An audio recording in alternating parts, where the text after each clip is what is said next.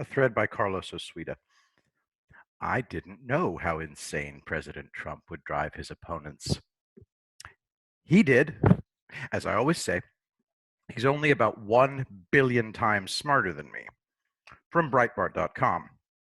Democrats' war game for election includes West Coast secession, possible civil war. All right, so here's Carlos's explanation of this article. Biden refuses to concede. Alleging voter suppression, he persuades Wisconsin and Michigan to send pro-Biden electors to the Electoral College, even though they've voted for Trump. California, Oregon, and Washington then threaten to secede from the U.S. if Trump takes office. The House names Biden president. The Senate and White House stick with Mr. Trump. The nation waits to see what the military does. Where to begin? If we have tons of mail-in votes, how can there be voter suppression? Why would Michigan and Wisconsin void their electoral votes and send in new ones? Remember, the scenario is that Trump wins the Electoral College. If the West Coast secedes, we simply blockade them. Their National Guard won't fight the regular U.S. military, and sending in special operations units to snatch the governors would be child's play.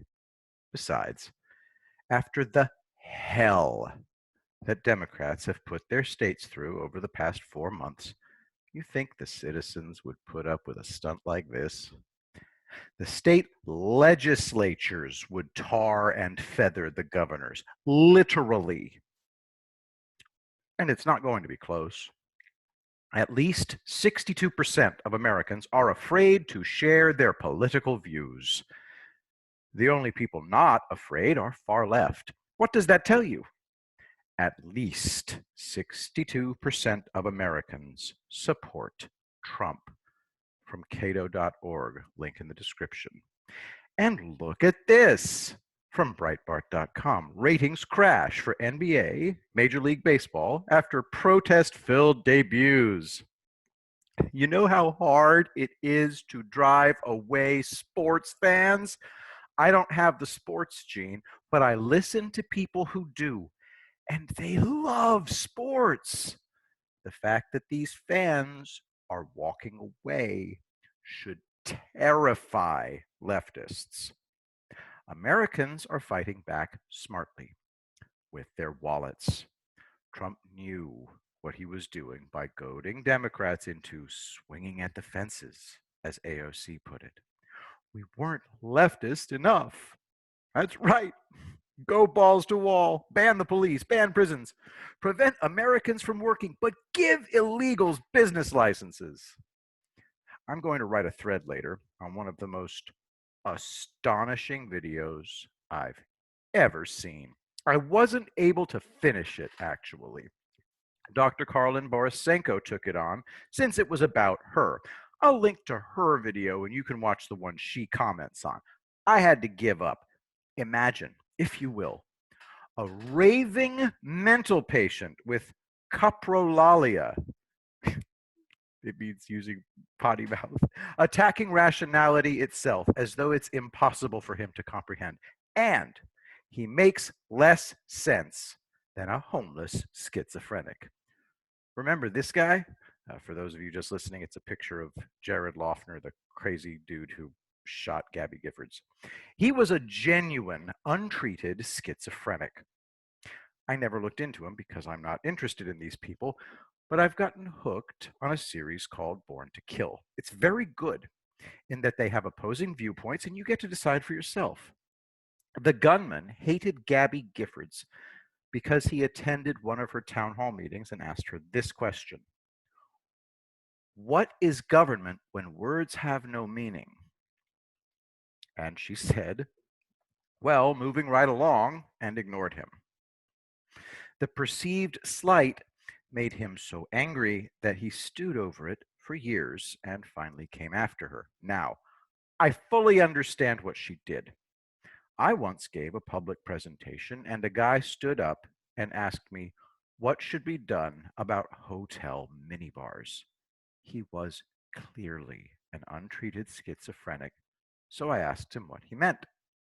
According to him, hotel room minibars were a way to set up people for MK Ultra mind control experiments.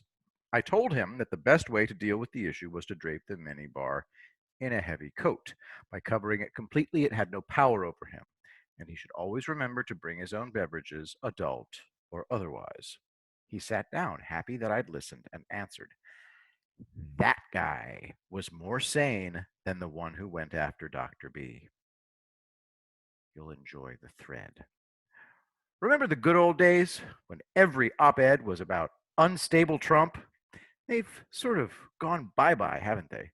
I understood immediately what Trump's strategy was, for once: a reverse honeymoon. Every single newly elected politician starts out strong in the opinion polls and then gradually, inevitably declines. Trump deliberately did whatever he could to start out underwater. Then he goaded the Democrats into doing the job of strengthening his poll numbers.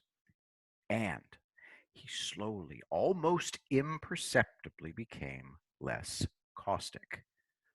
I myself never had any problem with his demeanor, since I'm not a child who needs a towering daddy figure to stride around with dignity and total incompetence.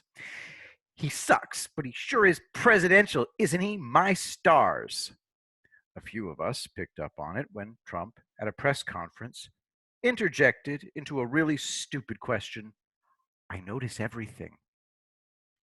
He's not kidding. He's not bragging. When the Nazis invaded Russia, Joseph Stalin locked himself in his private quarters and refused to communicate with anyone. For 3 weeks, the Russians had entirely centralized the armed forces, so they were absolutely lost. Hitler's men rolled them up. Trump was told that everything he'd accomplished as our president was gone at the beginning of the pandemic. And on the same day, he said, "Right, here's what we'll do." The Democrats and the press, to this day, blame Trump for what the Chinese and Democrats caused. Trump doesn't crack. You think he can't get reelected? What's wrong with you? Why the persistent need to attribute superpowers to the Democrats? And the fact that you're acting like 2016 never happened is spooky. The polls, the polls. If the Democrats are gaming out a Biden loss, even with mail in ballots, that's all she wrote.